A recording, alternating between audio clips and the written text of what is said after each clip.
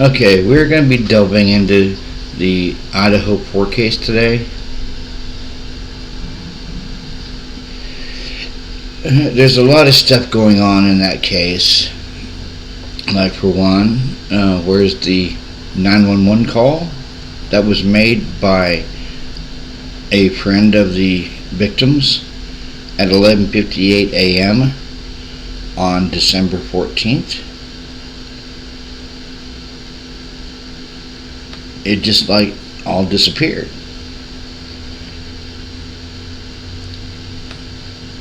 And we're going to watch a video by Drip Drop, who's very into this case,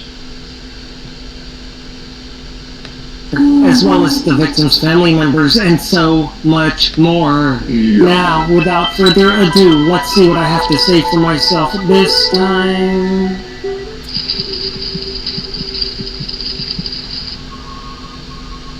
Good evening, ladies and gentlemen, and welcome to Crime Circus. My name's Drip Drop, and I'll be your host as always. Now, let's jump right in. We are just going to start this video off properly with some craziness. I made a super special important video, which I'm going to link down below, and then within 24 hours of that, the FBI went into the house looking for more clues. It really makes you wonder, did they watch my video and then decide to go look for those clues?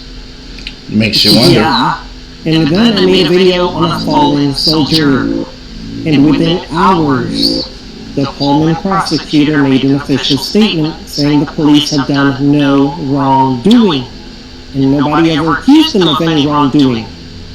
You just want the 911 call because it's a closed case. And then I made a video on the big black house on the hill with a direct line of sight to 1122 Queen Road. You know whose childhood home, and then you know who made the official statement that that house will be destroyed on December 28th, 2023. And this comes after they said they were going to preserve the house. Yeah. This is crazy. You could imagine how I feel when I make videos and then things happen shortly after. You could imagine how I feel. It's like I'm living in some sort of dream-like nightmare or some sort of scripted reality show. And to be honest with you, it feels more like a real-life horror movie. It really does. Because how many times is this going to keep happening? This is He's suffering from deja vu. Scary. And it's getting scarier too. It kind of makes me regret making that video about the big black house on the hill with you know who that lives there. Okay, I'll just say it. The president of the University of Idaho. And his childhood home was 1122 Queen Road. Some people knew about that, yeah. Wow. But most people didn't. And I'm the biggest true crime YouTube channel in the world investigating Moscow, Idaho. You can check the numbers, they don't lie. Independently, all on our own, single-handedly, with no help from anybody else. We're basically half as big as Sport TV, and we pack twice the punch. Yeah. Boom. We are the biggest true crime network in the world. And that's not even deniable. The cult numbers do not lie. We're an up-and-coming growing cult, and you love it. Yeah, you do. Anyways, maybe I shouldn't have made that video about the house on the hill. And then maybe the crime scene would have lasted a little longer. Anybody with half a brain cell knows you shouldn't destroy evidence before a conviction in a murder case. This isn't even about what's morally right or wrong. This is just basic common sense that we like to use here at Crime Circus. A lot of people in my comments section have told me I'm the best investigator in the whole world. And I'm starting to believe it. Because the things that I'm seeing don't sit well with me. We've talked about crypto. We've talked about cowboys. We still don't know who the cowboys were inside that house. We don't know if there's any connection to the cult of Odin. There might be. You don't know until you investigate. You can't just throw a dart at the dartboard and assume it must be the creepy guy that moved in from out of state that's been living in Pullman, Washington for 3.5 months. And we have to ask ourselves, that's true. Why were the police pulling him over so often for minor traffic infractions? And why did they ask him for his phone number? I've been pulled over a few times here and there and no one's ever asked for my phone number. So what did that lady Same officer here. need Brian Koberger's phone number for? Was she going to call him on his personal time, or was she doing something that she was told to do for something much, much bigger than herself? We need to know. You know we do. Now, moving right along, the tunnels. Some people still deny the tunnels. Paid disinfo agents. They're a real thing? And I think I've spotted a few. Some of...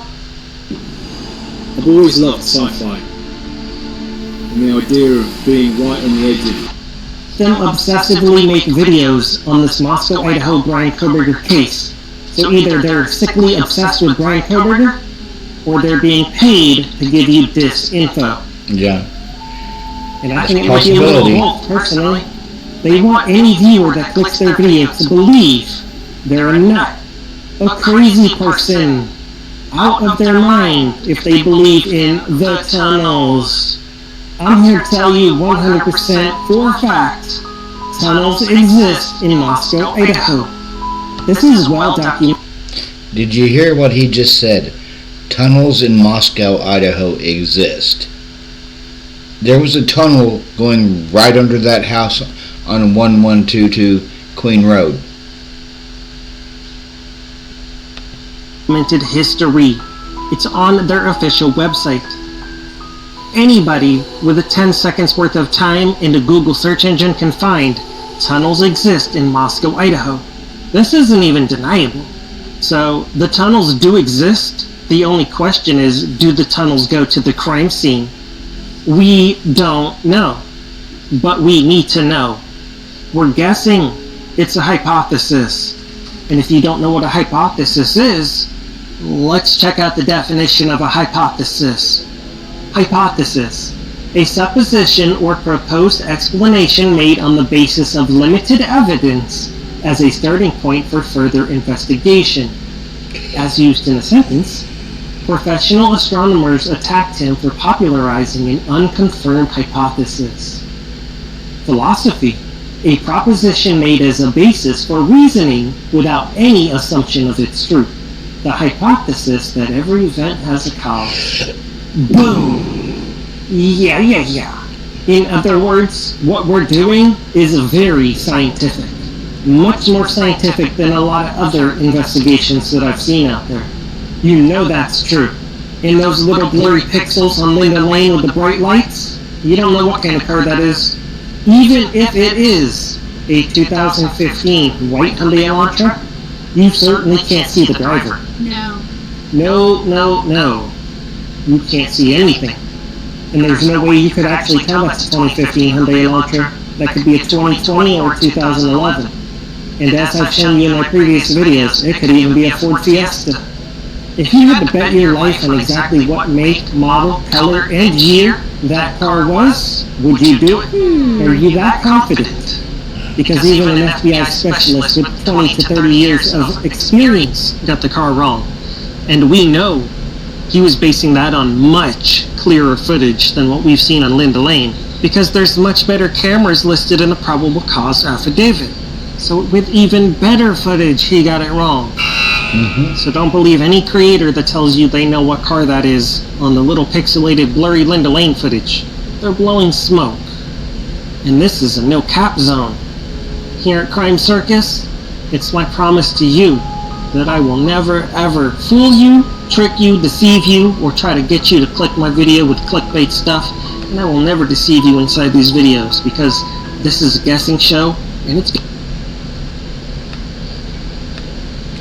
Yeah, I'd like to know why the prosecution in the case has not turned over all of the discovery evidence.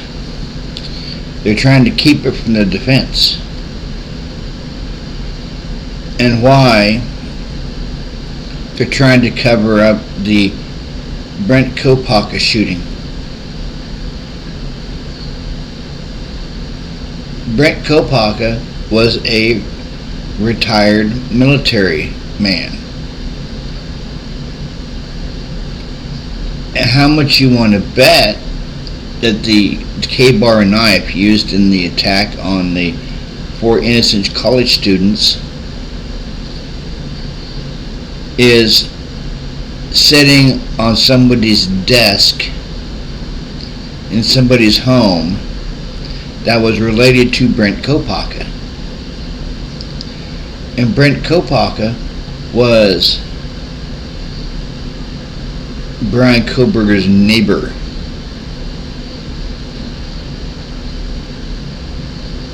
And the thumb touch DNA on the sheath.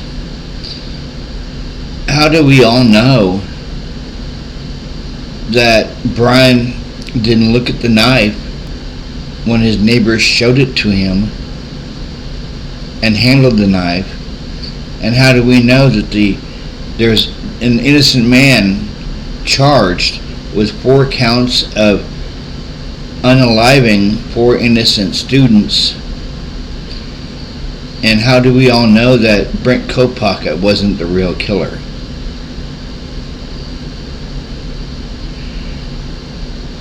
And the FBI is not wanting to come off the DNA. Because how they got the DNA of Brian Kohberger was actually in an illegal way. They went through 23andMe. I don't know why they went through 23andMe, genealogy more than likely. But, how do we know that Brent Kopaka didn't do it? He's not going to say anything. He's dead.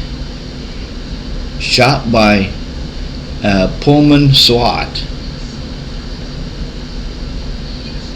It just makes you think. It makes you wonder if an innocent man is being charged with murder.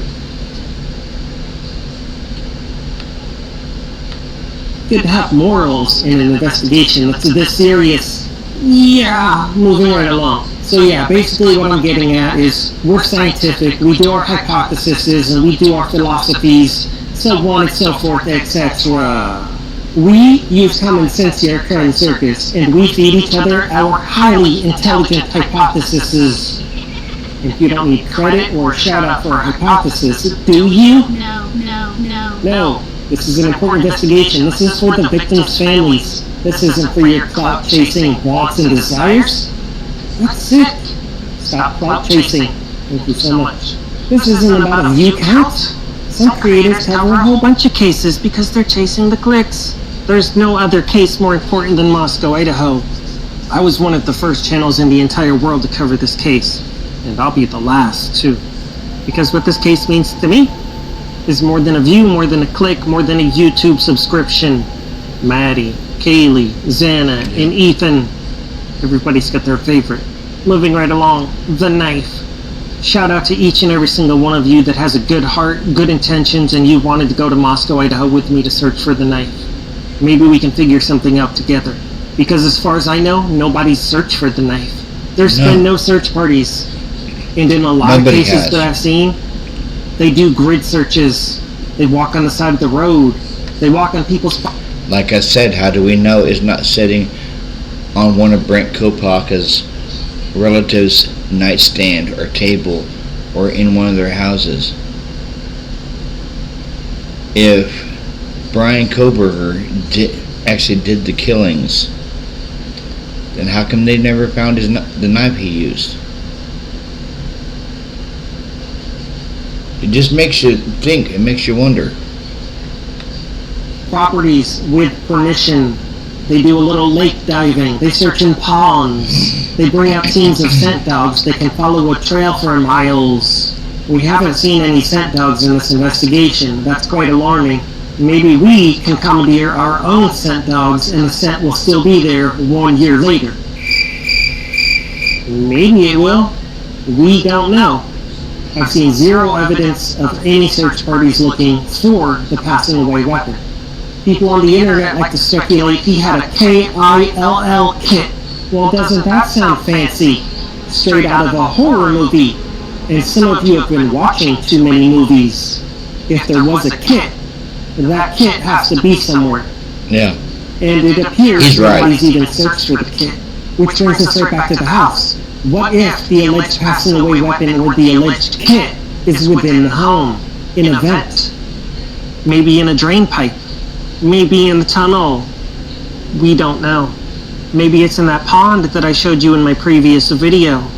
Maybe whoever did this just tossed it out of his window on the way home. Might sound a bit far-fetched, but so does a PhD college student who studied in criminology, making so many foolish mistakes, such as using his own car with his own license plates, bringing his own cell phone. All of that stuff sounds like Amateur Hour 101. Anybody that's seen a single Forensic Files episode knows all of those are big no-nos. Yep. Brian Koberger's 28 years old in college. He had been in college studying crimes for a decade of his life. Could you imagine studying crimes for a whole entire decade of your life, and then you drive your own car and your own cell phone to the crime scene? So he's so foolish to do that, but he's so smart that none of the victim's DNA or any of their possessions ended up in his possession. So either he's smart or he's not. Your choice. And if he's a little of both, then maybe the knife is on the side of the road and it can be found. A knife can't disappear. It's either in the pond or on the side of the road. And no less than a handful of you had this super genius idea to do magnet fishing.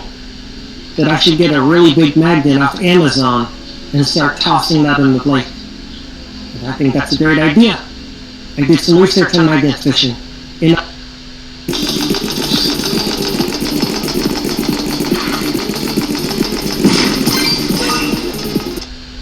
And I came across the greatest true crime sleuth that ever sleuthed, Mr. Ryan Upchurch. Well, no murder weapons yet, but we did find this stuff so far. He's a singer. Found a couple old square, I guess railroad spikes. I was magnet fishing. It is absolutely stuck. I've done everything to get it unstuck. I can't unhook it because it's on the other side. He does magnet fishing. Oh my god. Maybe he could come with us and we can all magnet fish together. I found one pond, maybe we can find more ponds. And if we each have a magnet, that increases our odds of finding something important by a lot. Yeah, it does. And if we, the Crime Circus cult, find the passing away weapon in the biggest case in Idaho history, do you know what that would mean? That would be huge if that happens.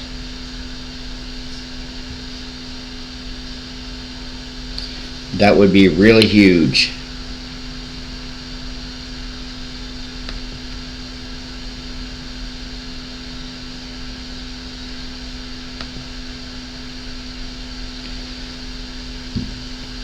Everybody, it's getting late where I live at. I'm going to go relax with my wife. Everybody have a good night, and please like, subscribe, and share my channel. And if you want to see more content like this, please leave a comment down in the comment section.